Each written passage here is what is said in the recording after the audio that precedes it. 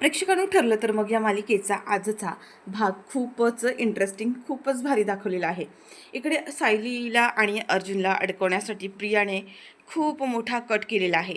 खूप मोठा कट केलेला आहे म्हणजे तिने आता ज्या शांताला अर्जुन सायलीने आत्तापर्यंत लपवून ठेवलं होतं, सेफ ठेवलं होतं, त्याच शांताचा आता इकडे प्रियाने खून घडून आणलेला आहे आणि त्यामध्ये आता त्याने सरळ सरळ अर्जुनला अडकवलेलं आहे. म्हणजेच अर्जुनच्या गाडीमध्ये ती डेड बॉडी लपवून ठेवून हा खून अर्जुननेच केल्याचं तिने आता तसे पुरावेसुद्धा पेरून ठेवलेले आहेत. पण आता इकडे मात्र सायलीने अधिराजच्या मदतीने प्रियाच्या मोबाईलमधील सगळा डेटा, सगळे पुरावे असे काही मिळवलेले आहेत की प्रियाचा पूर्ण डाव आता तिच्यावरच उलटा पाडलेला आहे. आता नेमकं अधिराज आणि सायली मिळून असा कोणता प्लॅन करतात की त्याच्यामुळे आता प्रिया पूर्णपणे अडकलेली आहे, हे सगळं काही आपण आजच्या भागामध्ये पाहणार आहोत. त्यामुळे आजचा भाग थोडा स्किप न करता शेवटपर्यंत पहा आणि चॅनलवर नवीन असाल, चॅनलला जोडी सबस्क्राईब केलं नसेल तर चॅनल आत्ता सबस्क्राईब करून व्हिडिओला लाईक करा, शेअर करा. इकडे प्रियाने अर्जुन आणि सायलीला आता अडकवण्याचा खूप मोठा प्लॅन केलेला आहे. प्रियाने तिच्या माणसाला सांगून इथे शांताच्या रूमवरती म्हणजे शांताच्या घरावरती अधिकृत बांधकामाची नोटीस लावून ठेवलेली आहे, जेणेकरून शांता तिथपर्यंत पोहोचेल आणि तिला शांताचा काटा काढता येईल. आणि या सगळ्यामध्ये तिला आता अर्जुन आणि सायलीला अडकवायचं असतं, कारण इतके दिवस झाले अर्जुन आणि सायलीने मैना सादाला आणि शांताला गायब करून ठेवलेला आहे, लपून ठेवलेला आहे. आणि या गोष्टीचा फायदा घेत आता प्रिया या सगळ्यामध्ये अर्जुन सायलीला अडकवते. इकडे जी शांताच्या शेजारी असलेली बाई अर्जुन सायलीला फोन करते आणि सगळं काही इन्फॉर्मेशन देते.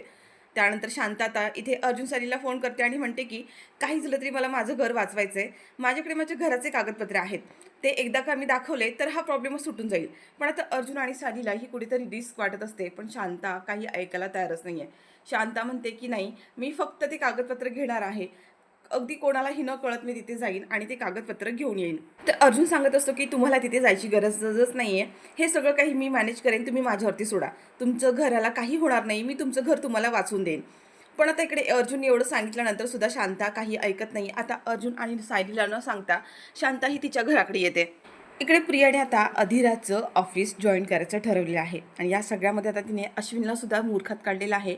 पण प्रतिमाला मात्र प्रियाच्या ह्या अशा वागण्यावर कुठेतरी संशय निर्माण झालेला असतो. प्रिया आता इकडे अधिराजला फोन करते, मेसेज करते आणि सांगते की मला पिकअप करायला ये म्हणून. अश्विन इथे प्रियाला म्हणत असतो की मी तुला जाऊन सोडतो, पण आता प्रिया म्हणत असते की नाही रे अश्विन, तू काय मला आता रोज सोडायला येणार आहेस का, मला माझी सवय व्हायला नको का, असं म्हणून प्रिया बाहेर जाते आणि तिने ऑलरेडी अधिराजला बोलावून घेतलेलं असतं. आता इकडे अधिराजच्या गाडीमध्ये येऊन बसते. सगळ्यात पहिलं म्हणजे ती स्वतःच्या गळ्यातलं मंगळसूत्र काढून ठेवते. इथे अधिराजला कुठेही संशय येऊ नये असं तिला वाटत असतं, पण अधिराजला प्रियाबद्दल सगळं काही माहिती आहे. प्रिया मंगळसूत्र काढते आणि अधिराजच्या गाडीमध्ये जाऊन बसते. आता तिथे गेल्यानंतर सुद्धा ती अधिराजच्या डोळ्यात डोळे घालून बघत असते. तिला अधिराजला इम्प्रेस करायचं असतं.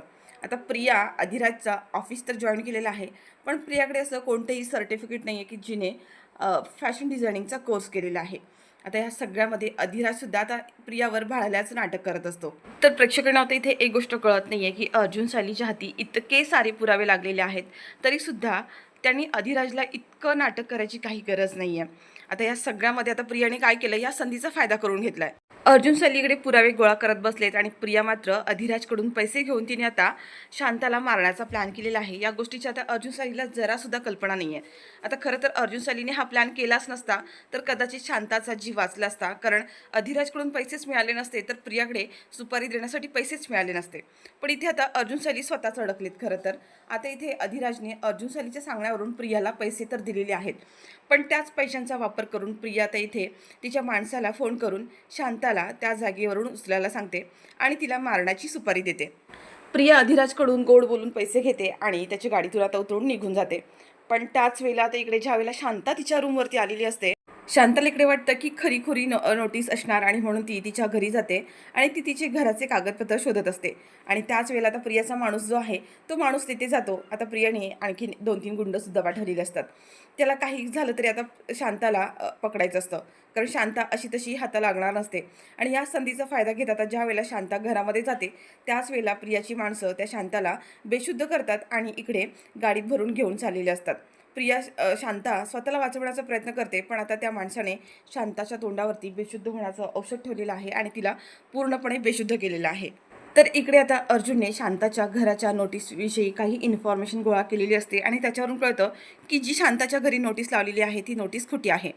मुळात शांताच्या घरावरती अशी कोणतीही जप्ती आलेलीच नाही आहे. आणि त्याच गोष्टीसाठी आता अर्जुन इकडे शांताला फोन करत असतो. शांताला ही न्यूज त्याला सांगायची असते, पण शांताचा फोनच लागत नाही. तिचा फोन कंटिन्यू बंद येतोय. आता इथे अर्जुन सायलीला प्रश्न पडतो की शांताचा फोन का लागत नाही आहे, तिचा फोन का बंद आहे. म्हणून ते आता सदा आणि मैना ह्या दोघांना फोन ट्राय करतात, पण सदा आणि मैनाचा सुद्धा फोन बंद झालेला आहे. आता प्रियाने असा शहाणपणा केलेला आहे की शांताला किडनॅप केलेला आहे, तिला मारलंच आहे, पण त्यासोबत तिने आता सदा मैनाचा सुद्धा पत्ता शोधून काढला आहे आणि त्या दोघांना सुद्धा गायब केलेला आहे. इथे अर्जुन सायली विचार करत असतात की मैना सदा मैनासुद्धा फोन उचलत नाही आहे, शांतासुद्धा फोन उचलत नाही आहे, नक्की काय झालं असेल. सायलीला खूपच अस्वस्थ वाटत असतं. सायली म्हणते, अहो काहीतरी विचित्र तर घडलं नसेल ना, मला खूपच अस्वस्थ व्हायला होतं आहे. अर्जुन म्हणतो की बायको किती विचार करतेस, असं काही होणार नाही आहे, काहीतरी असेल, नेटवर्कचा इश्यू असेल म्हणून फोन लागत नसेल, आपण परत ट्राय करू. अर्जुन आता सारखा फोन करत असतो, पण इथे तिघांचाही कॉन्टॅक्ट होत नाही आहे. सायली म्हणते की ते मला काही माहीत नाही आहे, आपण त्या तिघांनासुद्धा आपण सेफ ठेवलेलं आहे आणि ती आपली जबाबदारी आहे, आपल्याला आत्ताच्या आत्ता जायला हवं. सायली अजिबातच ऐकत नाही आणि अर्जुन आणि सायली दोघंसुद्धा आता इकडे सदा मैना आणि शांताचा फोन का लागत नाही आहे म्हणून बघायला निघालेले असतात. अर्जुन सायली दोघंसुद्धा घाईघाईमध्ये बाहेर पडत असतात आणि त्याच वेळेला प्रिया आता मात्र इथे खुश असते, हसत असते, कारण प्रियाला माहिती आहे हे सगळं तिने काही घडून आणलेलं आहे. प्रिया सायलीला म्हणते की सायली काय झालं, अशी घाई गडबडीमध्ये कुठे चालली आहेस, काही झालं किंवा काही एमर्जन्सी आहे का, की कोणी दचकलंय. आता सायली प्रियावर चिडते आणि म्हणते की प्रिया तोंड सांभाळून बोल. आता प्रिया म्हणते की अगं मी सहजच विचारलं, तू एवढ्या घाई गडबडीमध्ये बाहेर चाललेले आहेत म्हणून मला असं वाटलं की काहीतरी मोठं झालेलं आहे. इथे सायलीला कुठेतरी प्रियावरती सुद्धा संशय यायला लागलेला आहे.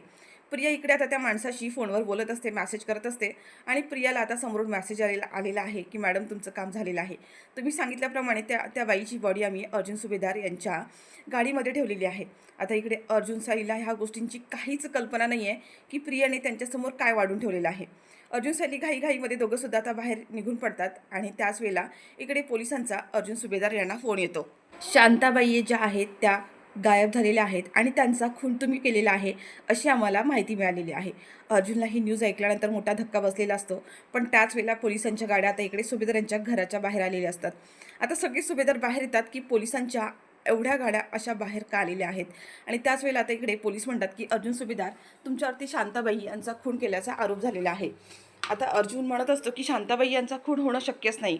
अर्जुन म्हणतो की त्या पूर्णपणे सेफ आहेत आणि त्या कुठे आहेत ते मला माहिती आहे. पण आता इथे पोलीस म्हणतात की आम्हाला अशी टीप मिळाली की तुम्ही त्यांचा खून केला आहे आणि त्यांची डेड बॉडी तुम्ही तुमच्या गाडीमध्ये लपवून ठेवलेली आहे. अर्जुन म्हणतो की हे होऊ शकत नाही, ही गोष्ट पूर्णपणे खोटी आहे. शांताबाई पूर्णपणे सेफ आहेत आणि त्या कुठे आहेत ते मला माहिती आहेत.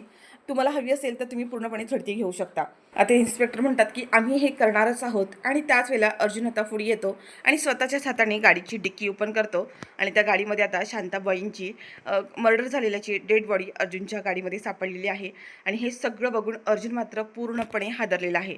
म्हणजे ज्या गोष्टीची त्याने कल्पनासुद्धा केली नव्हती अशी गोष्ट आता अर्जुनच्या समोर आलेली आहे. ते म्हणजे शांताबाईंची डेड बॉडी त्याला ज्या क्षणी आता त्याच्या गाडीमध्ये दिसते अर्जुनच्या डोळ्यातून अक्षरशः अश्रू व्हायला लागतात. म्हणजे आपण जी गोष्ट करायला गेलो होतो पण त्याच्या पलीकडे प्रियाने जाऊन आता जे काही केलेलं आहे त्याचा अर्जुनला प्रचंड त्रास होतो. आणि खरं तर शांताबाईंची ही जी काही अवस्था आहे त्याला कुठेतरी आपण जबाबदार आहोत या गोष्टीचं गिल्ट आता इथे अर्जुनला आलेलं असतं. शांताबाईची डेड बॉडी बघून अक्षरशः अर्जुन इथे रडायलाच लागलेला आहे.